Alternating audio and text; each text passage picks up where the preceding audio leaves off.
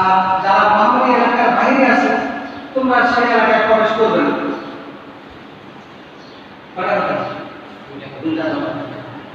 যে যাও এখানে আসো মানে তোমরা কোনো দিক করবো না, মুখ করবে না।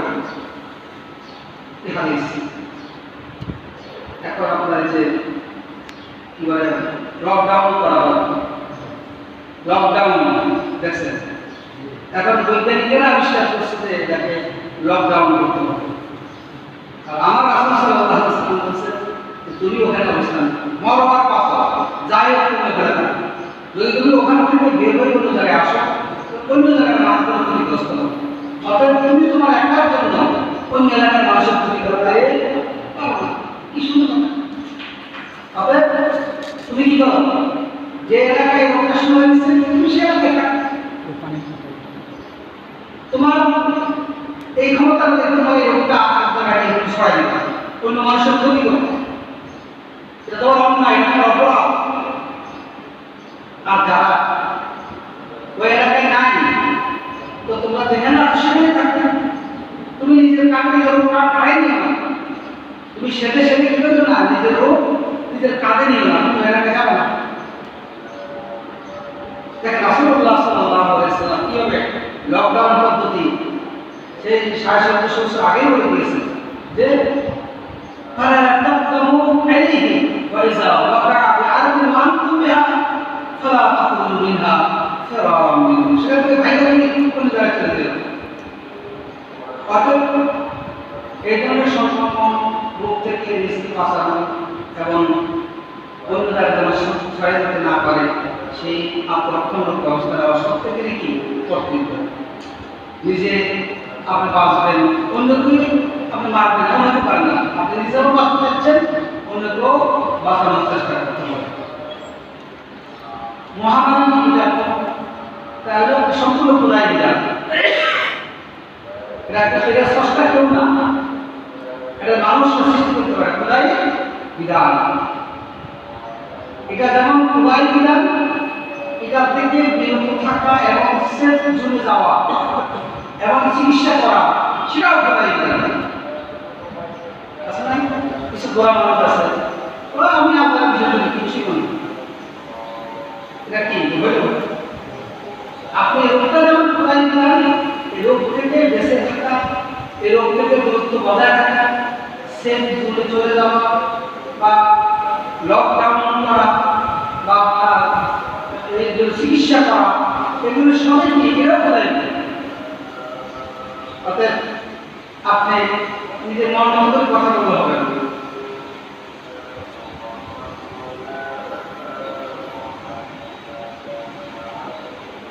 এবারে যদি ছড়ানো এমনভাবে ব্যাপক হয়ে যায় যে এই রোগটা জীবনটা এখন আপনার হাতে লাগছে, পায়ে লাগছে, শরীরে মুখে লাগছে, ফুল বন্ধ না আমার মুখে লাগে না, তাই আপনার নাকে দিয়ে, চোখে দিয়ে এবং মুখ দিয়ে তিন জায়গাটাই করবে এই রোগটা প্রবেশ করবে।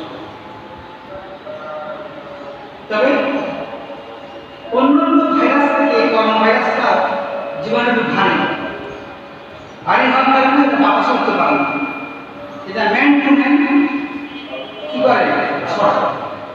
যদি বাতাসে ছড়াইতো তাহলে কিন্তু বড় বিষয় কি আপনি যতই লকডাউন করতেন কাজ হতো না, কিন্তু এটা অন্যান্য ভাইরাস ভারী, এই জন্য এটা কি বাতাস করতে পারে না। এই জন্য এটা কোনো স্থানে কোনো জায়গায় কোনো দ্রব্যে হাত দিলে যেখানে রোগীরা হাত দিয়েছে তাহলে আপনার কাছে ছড়াবে।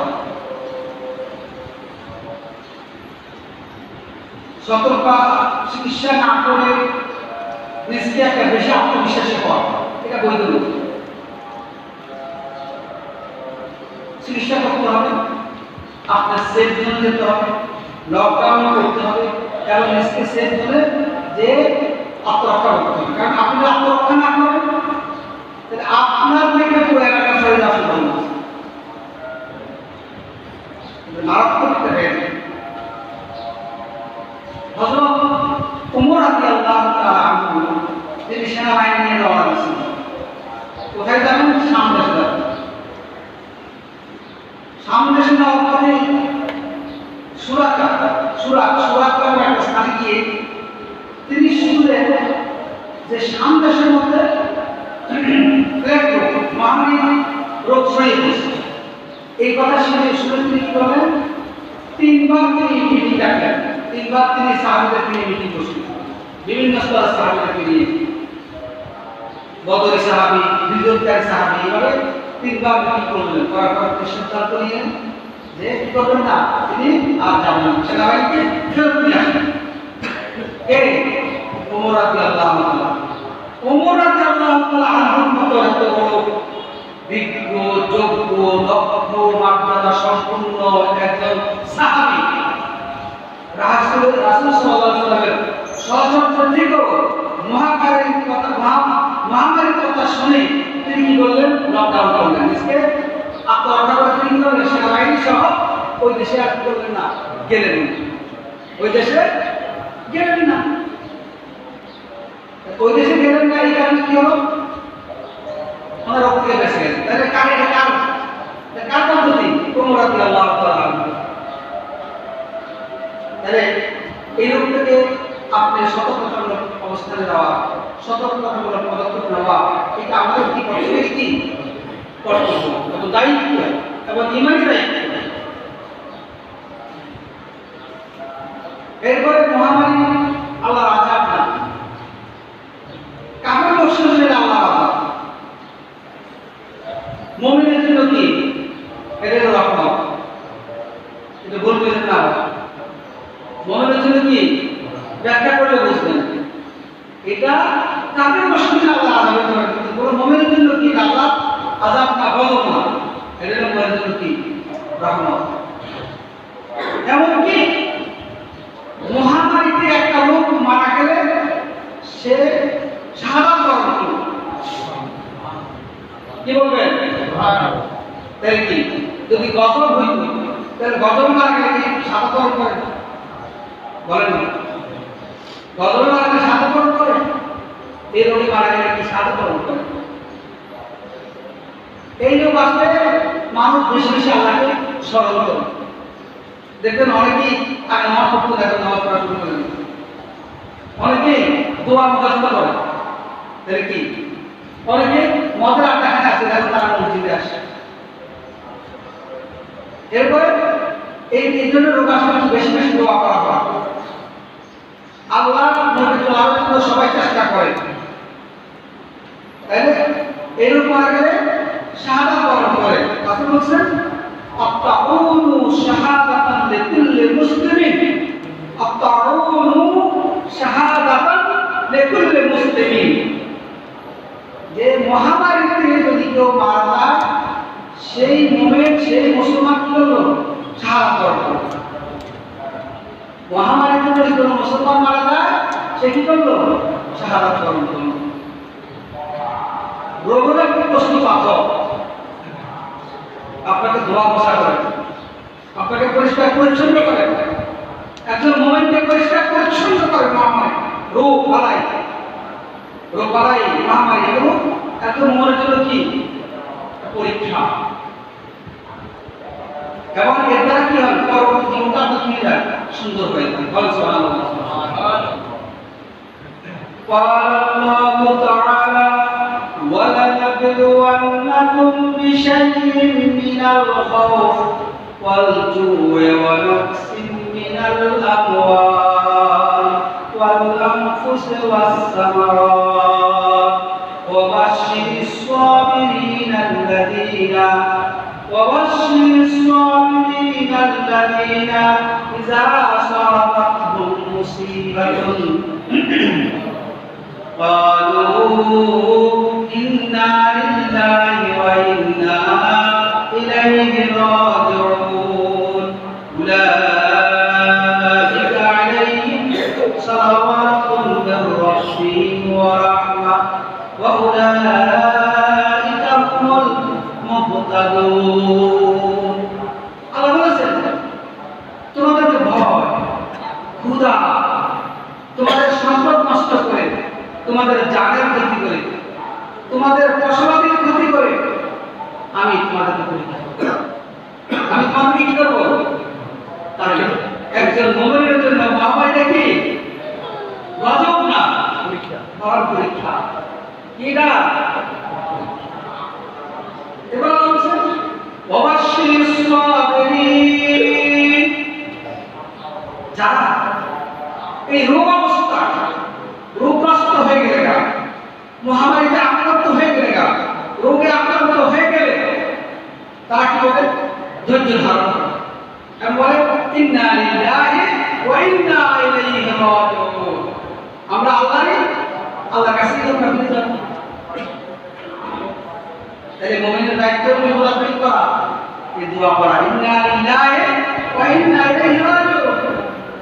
আমরা আল্লাহ বলেন এদের জন্য অবশ্যই সাবিরিন, যারা ধৈর্য ধারণ করলো এবং এই কথা বললো তাদের জন্য সুসংবাদ। কি সুসংবাদ? জান্নাতের সুসংবাদ। বলেন কি সুসংবাদ? জান্নাতের সুসংবাদ এবং গুনাহ মাফের সুসংবাদ। উলাইকা আলাইহিম সালাওয়াতুন মির রাব্বিহিম, তাদের উপর আল্লাহ রহমত নাযিল করেন। অনেক অনেক বেশি করে রহমত নাযিল করেন। যদি বিপদে মুসিবতে রোগে শোকে অর্থনৈতিক ক্ষতিতে কেউ ধৈর্য ধারণ করতে পারে, তার জন্য আল্লাহ বেশি রহমত নাযিল করেন। বলেন সুবহানাল্লাহ। তাই এখন মুসিবত আসলে আছে হতাশ হবো, আমরা লকডাউন করবো, আমরা সুবিধা মতো নিজেকে সেভ করবো, চেষ্টা করবো, কিন্তু বাকি আল্লাহর উপর ভরসা করবো, ধৈর্য ধারণ করবো। ঠিক আছে? আমাদের বুজুর্গ ব্যক্তিগণ অতীতকালে যারা বুজুর্গ ছিলেন, আল্লাহওয়ালা ছিলেন, তারা লোককে কোনোদিনও গজব করা করতেন না, বরং তারা রহমতের উসিলা হিসাবে আখ্যায়িত করেছেন। কারণ অতীতের সমস্ত বুজুর্গ ব্যক্তিরা, আল্লাহওয়ালা ব্যক্তিরা রোগকে কি বলছেন? রহমতের উসিলা মনে করছেন। আমার রোগ হয়েছে, এখন আমার মতো রহমত না দিলেন। বলেন না একবার জোরে বলেন না, আর একটু জোরে বলেন। সুবহানাল্লাহ, গুনাহ হবে জোরে বলে কি গলা লাগিয়ে দিব? ইয়া যদি কারো কিছু হয়ে যায়, গাড়ি টাকা দিয়ে গলাবে এত সুর লম্বা হয়, সুবহানাল্লাহ তার আলহামদুলিল্লাহ কত সুর শোনা যায়। জোরে বলেন। তাইলে আল্লাহ বুজুর্গ ব্যক্তিরা রোগ বালাইকে কি মনে করতেন? যে রহমতের উসিলা মনে করতেন। এমনকি রোগ যদি কারো না হতো তাহলে তাকে আপনি কিছু বৈধ তাকে কি বলতেন? দুর্বাদা মনে করতেন। যার রোগ না হতো তাদেরকে বুজুর্গ ব্যক্তিরা দুর্বাদা মনে করতেন। এমনকি কোনো কোনো বুজুর্গ ব্যক্তির সাহাবী স্ত্রীরা যখন দেখতো যে তার কোনো রোগ হয় না, তখন সন্দেহ করতো যে উনি কি দেখতে আসবেন। এক সাহাবী বলল যে আপনাকে তো, এক সাহাবীর স্ত্রী বলল যে আপনাকে কোনো রোগ তো হয় না, আপনার থেকে আল্লাহ রহমত হয়ে গেছে। পরে একদিন গিয়া হাত থেকে পা ভেঙে গেছে না, কেন আল্লাহ রহমত আসতে চিন্তা করছেন। আর আমরা বিপদ হইলে কি যা হতাশা হই যে আল্লাহ কারো দেয় নাই, আল্লাহ শুধু আমার উপরে সব কিছু চাপাই দিতেছে।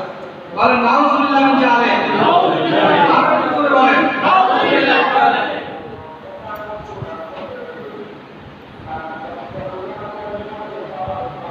আল্লাহ রাসূল সাল্লাল্লাহু আলাইহি ওয়াসাল্লাম হাদিসে কুদসিতে বলছেন, আমি যদি কোনো বান্দা দুটো প্রিয় জিনিসকে উঠায় নেই, আমি তাকে যদি সেই দুটো জিনিস নেওয়ার পরে ধৈর্য ধারণ করতে পারে, তাহলে তাকে জান্নাত দিয়ে দেয়। অর্থাৎ কারো দুটো চোখ যদি অন্ধ করে দেয় আর সে যদি ধৈর্য ধারণ করে, তাহলে তাকে আমি কি দিয়ে দিই? জান্নাত দিয়ে দিই। বলেন সুবহানাল্লাহ। আর আমরা চোখ খুলে যায় আসতে না, ওই অন্ধকার গজব করছে, বুঝলে আমরা ওই অন্ধ হয়ে গেছে। আর আল্লাহ বলতেছে যদি কেউ অন্ধ হয়ে যায়, চক্ষু অন্ধ হয়ে যায় আর ধৈর্য ধারণ করে, তাহলে কি আল্লাহ তাকে কি দিবেন? জান্নাত দিয়ে দিবেন। বলেন সুবহানাল্লাহ। মান ইউরিদিল্লাহু বিহি খায়রান ইউসাব্বিহু, রাসূল বলতেছে মান ইউরিদিল্লাহু বিহি খায়রান ইউসাব্বিহু, যদি আল্লাহ কারো কল্যাণ চান তাহলে তাকে আল্লাহ মুসিবতে ফেলে দেন। সুবহানাল্লাহ বলেন না? আপনার তুমি কল্যাণ, আপনার মুসিবত মানে কি? আপনার কল্যাণ, মুসিবত মানে কি? আপনার উপর কল্যাণ নাযিল হয়েছে, আল্লাহর রহমতে নাযিল হয়েছে।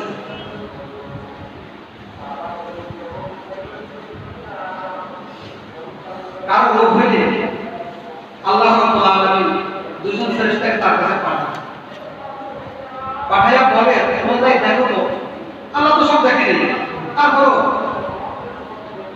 যে তোমরা দেখো এই লোকটা তারা সেবা শুশ্রূষা করে, তাদের সাথে সে কি বলবে? যখন ফেরেশতারা রিপোর্ট করে যে আল্লাহ এই লোকটা বিপদ কইরা, মুসিবতে কইরা, রোগের মধ্যে কইরাও আপনাকে স্মরণ করে, আপনার গুণগান গায়, আপনার শ্রেষ্ঠত্বের বর্ণনা দেয়, তখন আল্লাহ বলেন, হে ফেরেশতারা, কি বলেন? হে ফেরেশতারা, ইন তাওয়াফাইতুহু উদখিলাহু জান্নাত, যদি এই লোকটার তার মৃত্যু হয় তাহলে তাকে জান্নাত দিয়ে দিন। সুবহানাল্লাহ। ওয়া ইন আনা শাফাইতাহু, আর যদি আমি তাকে শাফা দান করি, আরোগ্যতা দান করি, আন উবাদদিলা লাহমা ওয়া দামান খায়রা মিন দামিহি, আমি তাকে এই রক্ত গোশত সব পরিবর্তন করে নতুন রক্ত, নতুন গোশত তৈরি করে দেব। সুবহানাল্লাহ। ওয়া আন উকাফিরা আনহু সাইয়্যাতিহি, আর এবং তার সমস্ত গুনাহ আমি মাফ করে দেব। সুবহানাল্লাহ। চিন্তা করছেন? কেন রোগ হইলে মারা যে গজব করছে, কি কথা না? যে যদি কেউ রোগ আসার পরে ধৈর্য ধারণ করতে পারে, আল্লাহর গুণগান গাইতে পারে, তাহলে তাকে আল্লাহ জান্নাত দিবেন, তার রক্ত গোশত নতুন করে দিয়ে দিবেন এবং তাকে জান্নাত দিয়ে দিবেন এবং তার গুনাহ সমূহ মাফ করে দিবেন। সুবহানাল্লাহ।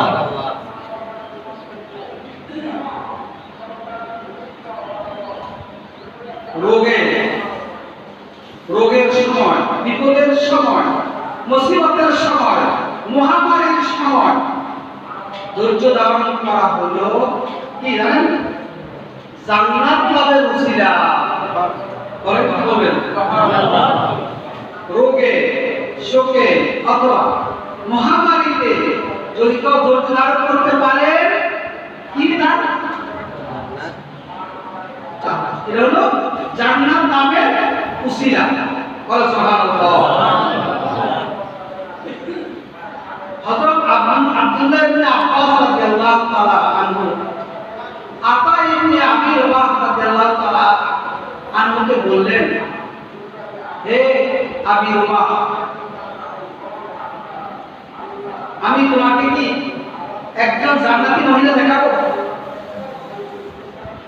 আবি রবাহ বলল, হ্যাঁ দেখেন দেখেন, আমাকে জান্নাতি মহিলা দেখাবো। ওই যে কালো মহিলাটা, এই মহিলাটা জান্নাত। সে তো আসলে জান্নাতে কি হবে?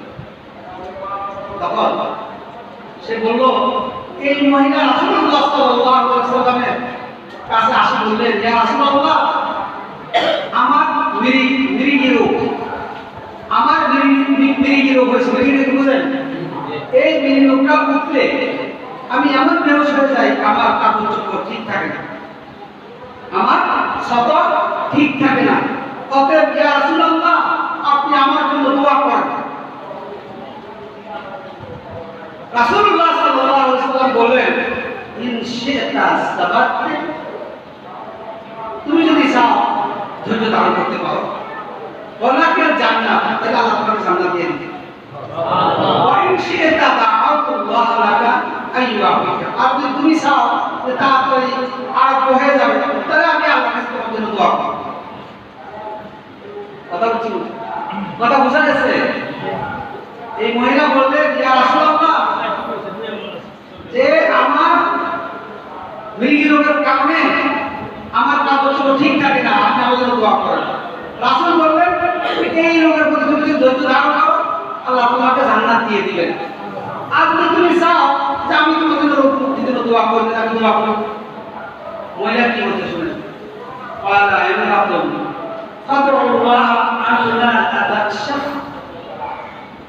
আল্লাহ তাতাকাশাফা ফাদাহা ইয়া রাসূলুল্লাহ আপনি আমার জন্য শুধুমাত্র এই দোয়াটাই করেন রোগ উঠলে যেন আমার কাপড় চোপড় যেন খুলে না যায় আমার রোগ মুক্তি দোয়া করা দরকার নেই চিন্তা করছেন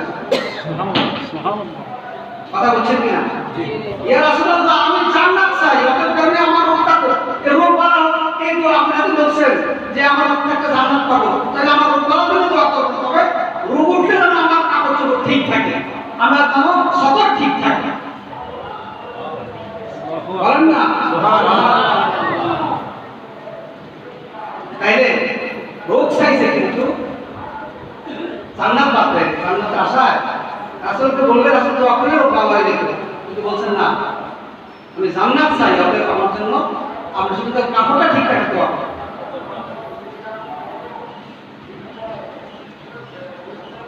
কোন মানুষ আছে আমরা মুসলমান আছি আমি আগে বলছি কাপড় মসজিদের জন্য শাস্তির উপর হতে পারে অনেক কিছু যে রোগকে খারাপ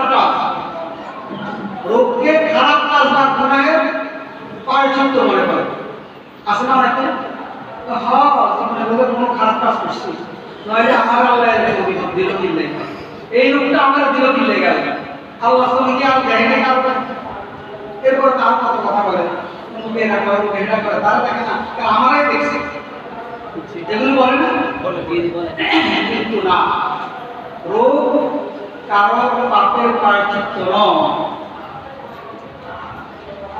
বরং রোগ হলো গুনাহের ক্ষতিপূরণের কাফারা রোগ হলো কি গুনাহের ক্ষতিপূরণের কাফারা তাহলে রোগ হলে আপনি মনে করেন গজব করছেন রোগ হলে মনে করেন যে পাপের পারিচিত্য আমি মনে করেন পাপ করছি কিন্তু পারিচিত্য করতেছি না রোগ হলো কি মনে করবে একদম মনে রাখিতে হবে রোগ হলো গুনাহ কি মাফের ওসিলা গুনাহের ক্ষতিপূরণের কাফারা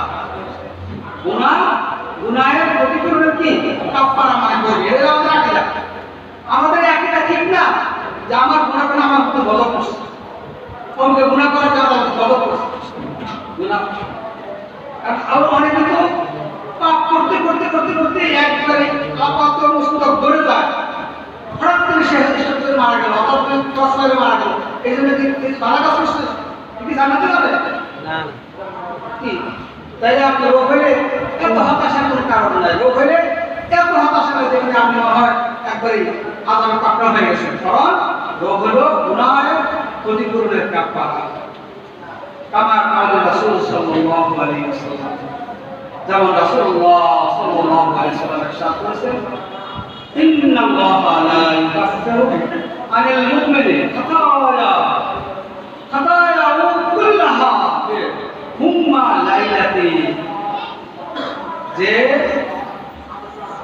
মুমিন বান্দা এক রাতের জ্বরের কারণে তার সমস্ত গুনাহ মাফ হয়ে যায় সুবহানাল্লাহ কথা এটা আমি বললাম না কি বলছি গুনাহের ক্ষতিপূরণের কাফারা রাসূলের হাদিস লা ইউকাফিরু আনিল মুমিন খাতায়া কুল্লাহা হুম্মা লাইলাতি এক রাতের জ্বরের কারণে মুমিনের সমস্ত গুনাহ মাফ হয়ে যায় সুবহানাল্লাহ আর কথা মুহাম্মদ রাসূলুল্লাহ জোরে বলেন আল্লাহ রাসূলের নাম জোরে বলেন মুহাম্মদ রাসূলুল্লাহ সবাই আর কাছে বলেন সাল্লাল্লাহু আলাইহি ওয়াসাল্লাম রাসূলুল্লাহ সাল্লাল্লাহু আলাইহি ওয়াসাল্লামের এক মজলিসে বসা ছিলেন এক লোক তার জ্বর হয়েছে এখন জ্বরকে গালি দিতে আছে আমরা আসলে আমরা মহিলার কথা আছে না বাংলাদেশি স্ত্রীটা জ্বরে এই করি আসে না কিছু গালি শুরু করে দিয়েছে রাসূল বললেন লা তাসুবহা জ্বরকে গালি দিও না ফাইনহা তুনাক্কির সুরুবা কামা তুনাক্কিন নার খাবাসাল হাদিদ জ্বর তোমার গুনাহকে তেমনি ভাবে দূরীভূত করে দেয় মাফ করে দেয় ক্ষমা করে দেয় ধুয়ে দেয় যেমনি ভাবে আগুন লোহার মরিচিকাকে দূর করে দেয় সুবহানাল্লাহ মরিচিকা কাদা কামালের কাছে দিবেন কামাররা আগুন ঘর করে পূজা শুরু করে আগে যান আবার নতুন দা হয়ে যায় ঠিক জ্বর হওয়ার পরে আপনার নতুন দায়ের নতুন মানুষ হয়ে যায় বেগুনাগার হয়ে যায় এই জন্য গুনাহের ক্ষতিপূরণের কাপড় হলো কি রোগ তাতে এটাকে আযাব শাস্তি এগুলি বলে না وقال عليه السلام لا يصيب المؤمن من مصيبة حتى الشوكة إلا قص بها أو كفر بها من خطاياه কি কথা আল্লাহু আকবার রাসূল বলতেছেন মুমিনের উপর এমন কোন মুসিবত আসে না মুমিনের কাছে যত মুসিবত আসবে প্রত্যেকটা মুসিবতের জন্য আল্লাহ রাব্বুল আলামিন তার পিছনে গুনাহ মাফ করে দেন এমনকি কারোর পায়ে যদি একটি কাঁটা বিঁধে কারোর পায়ে একটা কাঁটা বিঁধে এই কাঁটা বিঁধলেও কি সে যে কষ্ট পায় এই কষ্টের কারণে তার গুনাহ মাফ হয়ে যায় তাই কি বিপদ মুসিবত আসলে হাই হুতাশ গেলাম রে মোল্লাম রে হাই হাই রে আমার কি হইল রে কিন্তু আল্লাহ বলছে হাত্তা শাওকাতে ইল্লা কুস্তাবিহা ও কুকরা বিহা মিন খাতায়া একটা কাঁটা বিঁধলে আপনি যে কষ্টটা পান সেই কষ্টের কারণে কি হয়ে যায় গুনাহ মাফ হয়ে যায় বলেন আরেকবার সুবহানাল্লাহ রাসূলুল্লাহ সাল্লাল্লাহু আলাইহি ওয়াসাল্লামের জামানা এক ব্যক্তির মৃত্যু হয়েছে রাসূলের সামনে আরেক ব্যক্তি বলতেছে আমার কি ভালো মৃত্যু হয়েছে খুব সুন্দর মৃত্যু হয়েছে হ্যাঁ কি সুন্দর মৃত্যু হয়েছে আর কোনো রোগ হয় নাই কারোর কষ্ট দেওয়া লাগে নাই নিজেও কষ্ট পায় নাই খুব ভালোভাবে মৃত্যু হয়েছে এক সামনে কার সামনে ভাই আমার কথাগুলো কি বুঝতে কষ্ট হয় তাহলে আমি একটা আরো স্পষ্ট করে কথা বলবো আপনাদের বুঝতে কষ্ট হয় রাসূলুল্লাহ সাল্লাল্লাহু আলাইহি ওয়াসাল্লামের সামনে এই ব্যক্তি কি বলবো যে একটা লোক মারা গেছে বলতে লোকটা খুব সুন্দর মৃত্যু হয়েছে তার কোনো রোগ হয় না এই কথা প্রতি উত্তরে আল্লাহ রাসূল সাল্লাল্লাহু আলাইহি ওয়াসাল্লাম বলতেছেন ওই হাকা তোমার জন্য আফসোস আমা ইউরিদুকা লাউ আন্না আল্লাহ ইয়াতাবাহু বিমারাদিন ইউকাফিরু আনহু সাইয়্যাতিহি তোমার উপর আফসোস তুমি কি জানো না আল্লাহ কোন ব্যক্তিকে কোন রোগে ফেললে তার গুনাহের যে কুঞ্চি আছে গুনাহ বন্দি সব মাফ করে দেন সুবহানাল্লাহ কথা বুঝাচ্ছেন ওই ব্যক্তি বলল যে রোগ হয় না একটু ভালো মৃত্যু হয়েছে রাসূল বলেন যে বরং রোগ হলে আর ভালো হতো কারণ তার গুনাহগুলো মাফ করে এসে দুনিয়া থেকে যেতে পারত তাহলে আমরা কি বুঝছি আমরা উল্টাটাই কি বুঝতেছি আমরা কোনটা বুঝি উল্টাটা বুঝি আর আছে যে গরিব কি সমস্যা কি ব্যাটারি নাই গরিব কোনটা দেখবো আমি উত্তর দিতে জানি কম হয়ে গেল কোন ধরনের আমরা জ্বালাই না অন্য রাওয়াতে আছে যে ব্যক্তির মধ্যে রোগের কারণে কোমলতা সৃষ্টি হয় অনুতাপ সৃষ্টি হয় ধৈর্য ও শুকরিয়ার মানসিকতা পয়দা হয় নেকি দ্বারা সুসজ্জিত করে আখিরাতের জন্য প্রস্তুতি গ্রহণ করে আর বিভিন্ন হাদিসে এগুলো আছে অতএব রোগা কি খারাপ যে কখনো অসুস্থ হয়নি তার বিধান কি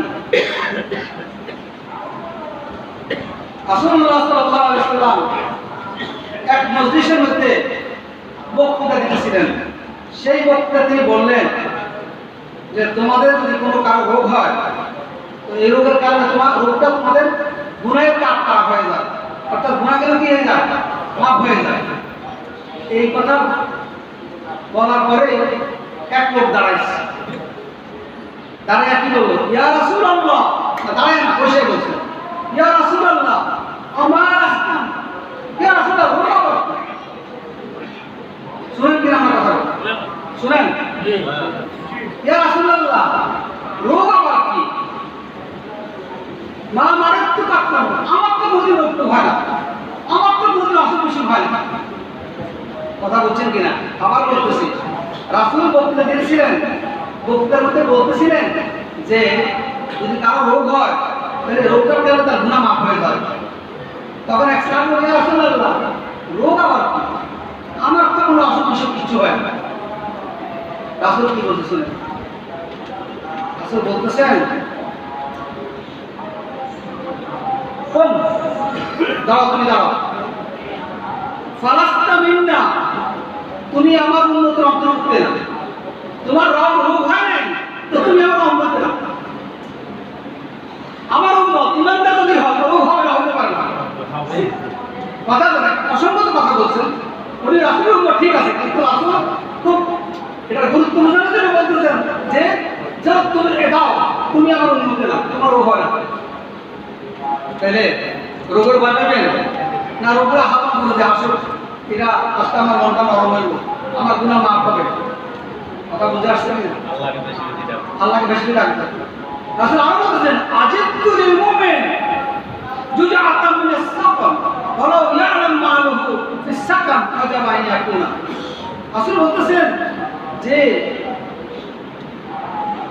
মানুষ রোগকে ভয় পায়, রোগ আসলে অধৈর্য হয়ে যায়। ওয়ালাউ ইয়ালামু, যদি সে জানতো রোগের মধ্যে কি আছে, ফিস সাকাম, রোগের মধ্যে কি আছে এটা সে জানতো,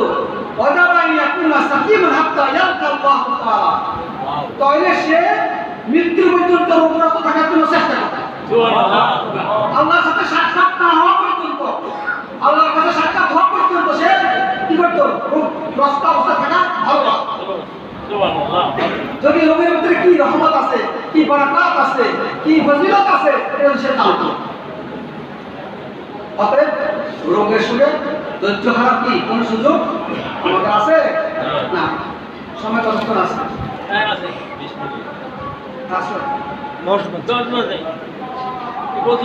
এখন আসেন, এই কথাগুলো আপনারা যা বললাম আপনারা বুঝতে পেরেছেন তো? তাহলে যে ভাইরাস আমাদের সামনে আসছে, তবে আমি আগে প্রথম যারা ছিলেন না তারাও জানেন না। আমি বলছি লকডাউন করা, নিজকে সংরক্ষিত করা, এটা আমার দায়িত্ব, কর্তব্য। সমাজের জন্য, ব্যক্তির জন্য, পরিবারের জন্য, সব লোকের জন্য আপনাকে নিজকে লকডাউন করা উচিত, আপনাকে সেফ করে দেওয়া উচিত। আপনি ইচ্ছে মতন চলাফেরা করেন না, রোগ বাড়ি পড়াবেন, এটা ইসলামের সম্পূর্ণ হারাম, জায়েজ নাই। কথা বোঝা শুনি। তবে এই করোনা ভাইরাস সম্পর্কে আমি কিছু কথা বলি আপনাদেরকে, দিক নির্দেশনামূলক। এর লক্ষণ দেখা যায় 5 দিন। কারো বিদ্যুৎ করোনা ভাইরাস যুগে তাহলে 5 দিন পরে দেখা যায়। কয়দিন? 5 দিন। এর লক্ষণগুলো কি? জ্বর, হাসি, শুকনো কাশি, 1 সপ্তাহের মধ্যে শ্বাসকষ্ট শুরু হয়ে যাবে। এরপরে ফুসফুসের সংক্রমণ এবং শ্বাসকষ্টের তত বেশি কি হবে? বেড়ে থাকবে। ফুসফুসে যখন ধরবে তখন শ্বাসকষ্ট বেড়ে থাকবে, বুকে ব্যথা হবে এবং গভীর লম্বা শ্বাস নিতে গেলে কি বুক ব্যথা করে উঠবে। যাদের প্রতিরোধ ক্ষমতা কম তাদের জ্বর হইব, তাদের জ্বর দেখা যাবে না। আমাদের ভিতরে রোগটা ঢুকছে এর আমরা খবর পাইবেন না, কারণ প্রতিরোধ ক্ষমতা কম থাকলে জ্বর হবে না।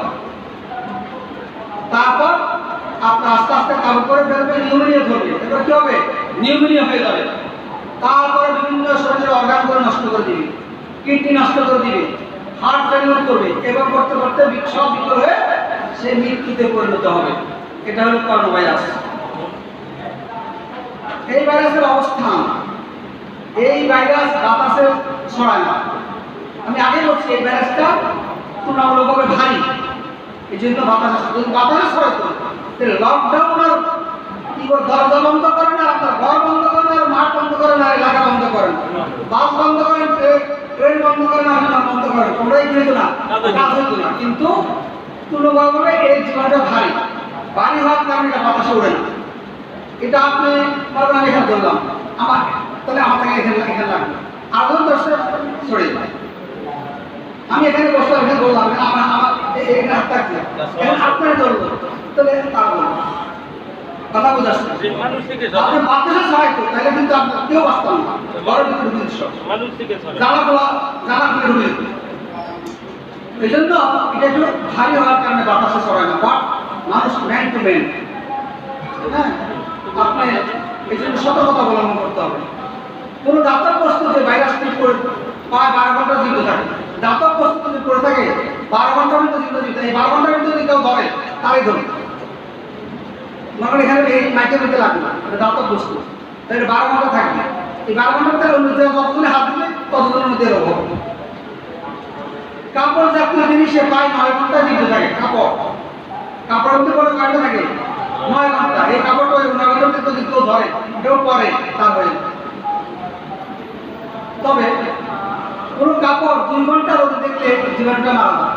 2 ঘন্টা রোদে আপনি কোনো কাপড়কে 2 ঘন্টা রোদে রাখেন ছাদের উপর নিয়ে, রোদ দিলে কি হবে? জীবাণুটা ধ্বংস হয়ে যায়, মরে যায়।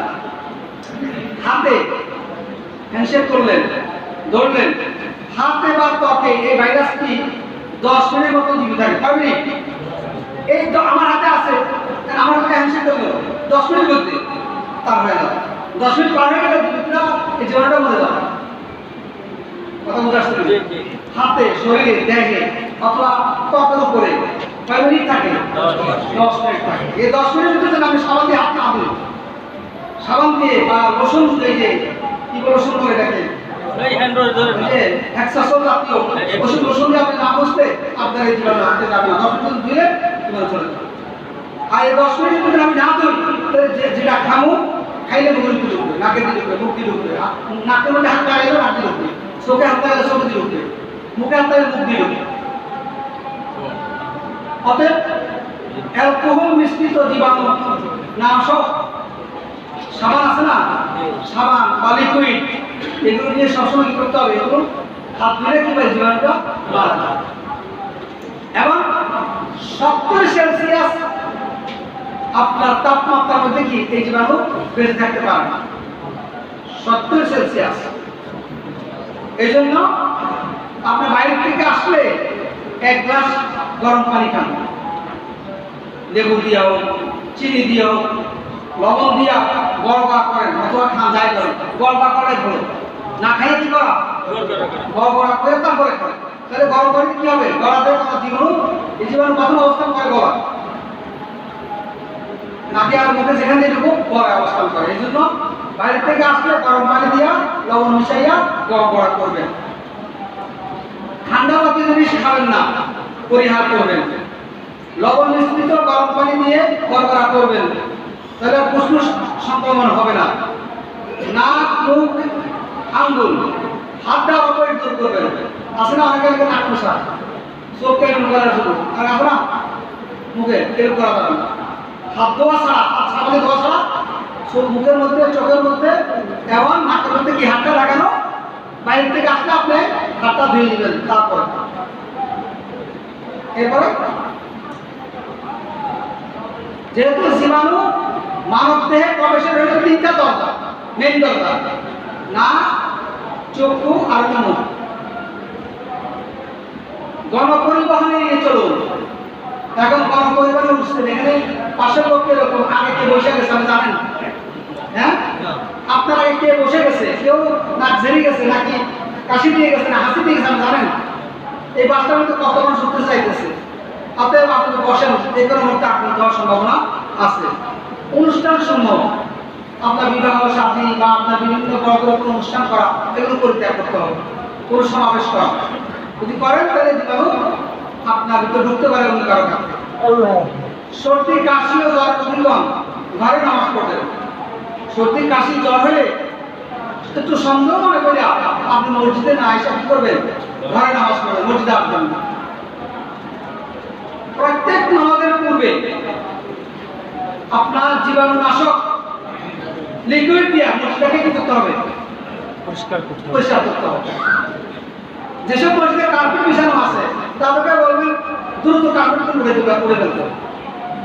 এবং প্রত্যেক মসজিদে এই অবস্থা করা দরকার, প্রত্যেক নামাজের আগে যেন একবার এই লিকুইড দিয়া আপনার একবার সুন্দর করে মুছে নেওয়া হয়। এতে করে কোনো কামড়া লাগলে, কোনো লেবার লাগলে মুসলিমরা বহন করবেন। মুসলিমরা রোড থেকে বাঁচার চেষ্টা করতে হবে। তো এই জন্য আপনারা লেবার দিয়ে কাজ করবেন, টাকা দেবেন, মুসলিমদের কাছ থেকে আদায় করে দেবেন। এটা করতে হবে।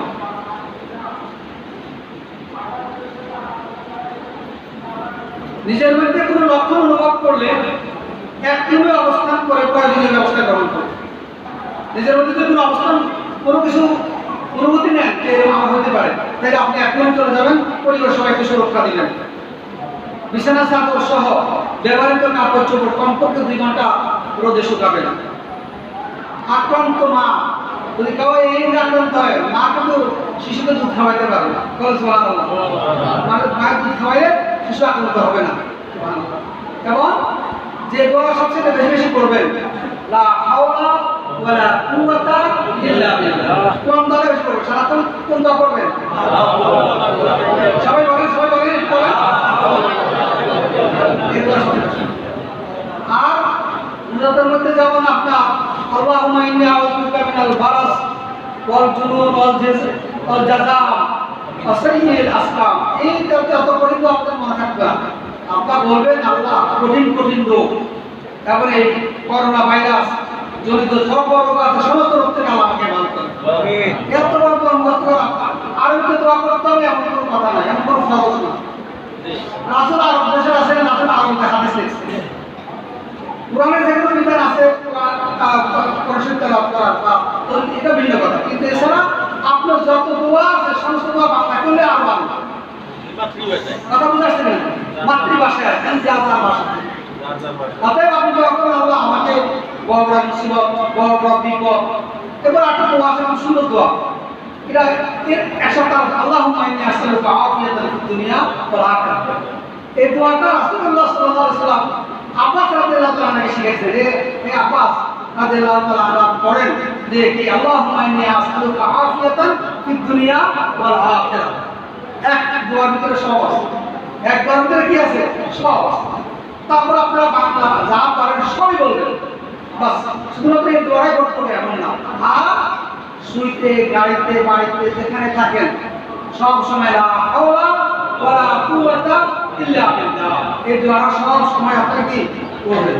আর দেখেন আবার এখন আবার হয়েছে যারা আবার বেশি এই মানে পন্থী আর কি, মানে বেশি পন্থী, তারা আবার ওই যে গোমূত্র আর গোবর খাইয়া উল্টা জীবনে যুদ্ধ বলে না আছে না, অনেকের মহব্বত বেশি আছে না, কারো কারো একটু মহব্বতী লোক আছে বেশি, তারা আবার বেশি মহব্বতের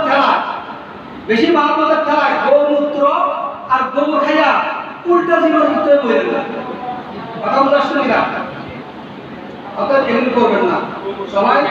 তবে একটা ভুল আমাদের আমি সংশোধন করতে চাই, সেটা হলো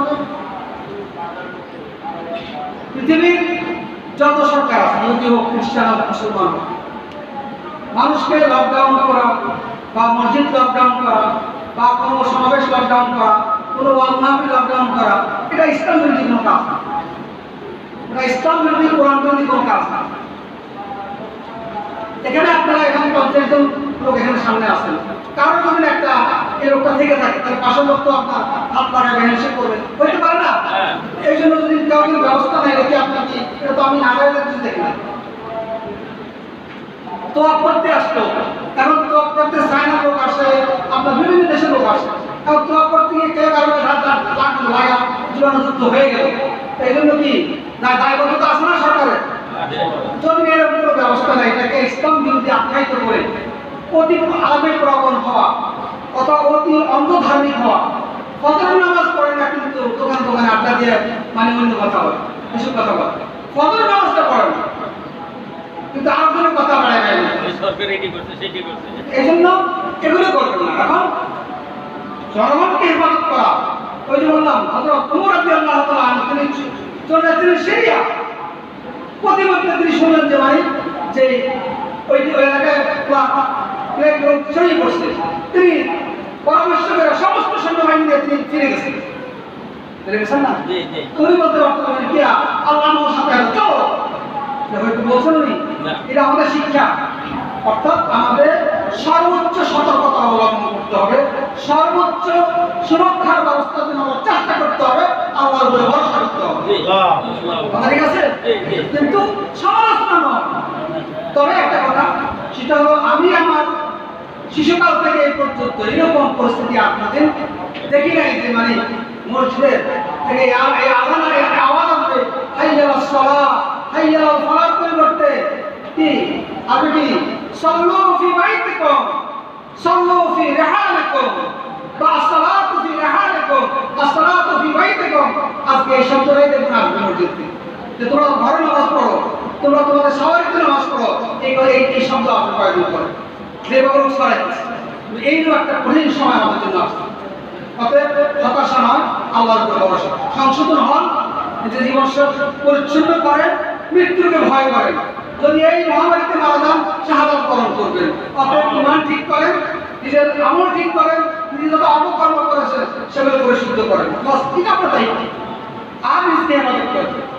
আপনার দায়িত্ব সমালোচনা না, আপনার দায়িত্ব আমার দায়িত্ব কি করা, কি করা বলেন, সুরক্ষা থাকা এবং আল্লাহর কাছে তাওয়াক্কুল করা, আর নিজের অতীতের সমস্ত গুনার জন্য আল্লাহর কাছে ক্ষমা চাওয়া এবং সংশোধন হওয়া।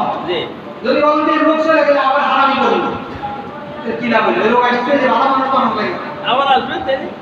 এই জন্য হারামি যত শয়তানি বান্দরামি যত খারাপ করছেন অতীতে, ঠকাইছেন, ঠকবাজ, এই যে মজুদারি করেন, কে আর শয়তান হয়ে গেছে। আরে যদি আমার পাশে গরিব মানুষটা মরে, আমিও মরলাম, অসুবিধা কোন জায়গায়, অসুবিধা কোন জায়গায়? ও যদি না খেয়ে মরে আর আমি যদি খাই মরি, তাহলে কি আমি কি মুসলমান? কি কর আসল কি বলছে যে ব্যক্তি প্যান্ট করে খেলো, তার প্রতিবেশী না খেয়ে আসছে, তাহলে সে কি মোমেন না, সে মোমেন না। তাইলে এখন আপনি টাকা আছে, আপনি মজুরদারি করবেন, আপনি 10 মণ চাউল কিনবেন, 5 মণ ডাল কিনে রাখবেন, আর গরিবেরা তো 1 কেজি কিনতে পারবে না। এই জন্য কি আপনি কি বাজারে দর বাড়াইয়া ওই গরিব মানুষ মারা ক্ষতি করবেন? নাউজুবিল্লাহ, একজন মোমেন এত বড় কবরে চিন্তা করতে পারে না। মোমেন আল্লাহর উপর ভরসা করবে, মোমেন আল্লাহর উপর ভরসা করবে। যদি গরিব মানুষ না খেয়ে মরে, আমিও না খেয়ে মরবো, এই সিদ্ধান্ত নিতে হবে। গরিব যদি না খেয়ে মরে, আমিও না খেয়ে মরবো, কিন্তু আমি 1 কেজি বেশি কিনবো না। অতীতে যেভাবে আমি 1 বস্তা চাউল কিনছি, 1 বস্তায় কিনবো, 1 কেজি ডাল কিনছি, 1 কেজি ডাল কিনবো, 1 কেজি আদা কিনছি, 1 কেজি আদা কিনবো, 1 কেজি পেঁয়াজ কিনছি, 1 কেজি পেঁয়াজ কিনবো, কিন্তু আমি কতক্ষণ কিনে রাখবো না। কথা বোঝাচ্ছি না? ঈমান ঠিক করে, ঈমান ঠিক করে, যদি আমল ঠিক করে, নিজের নিজেকে ইসলাহ করে, আল্লাহ সাহায্য করবে। নাসরুম মিনাল্লাহ ওয়া ফাতহুন কারীম। আল্লাহর সাহায্য আসলে ইনশাআল্লাহ আল্লাহ আমাদের সমস্ত রোগ বালাই মুসিবত সব দূর করে দিবেন। আল্লাহ রাব্বুল আলামিন আমাদের সকলকে ইবাদত করুক, আমাদের এই মুসিবত থেকে ইবাদত করুক। আমি আজকে জুমার দ্বিতীয় খুতবার মধ্যে আরবি পাশাপাশি কিছু বাংলা মুনাজাতে কথা বলবো, এটা আবার কেউ সমালোচনা করবেন না। আল্লাহর কাছে কিছু দোয়া করবো, বাংলায় করবো, এটা নিয়ে আবার কোনো তিনি আবার নতুন আইন করছে, খবরদার। এটা আমরা আল্লাহ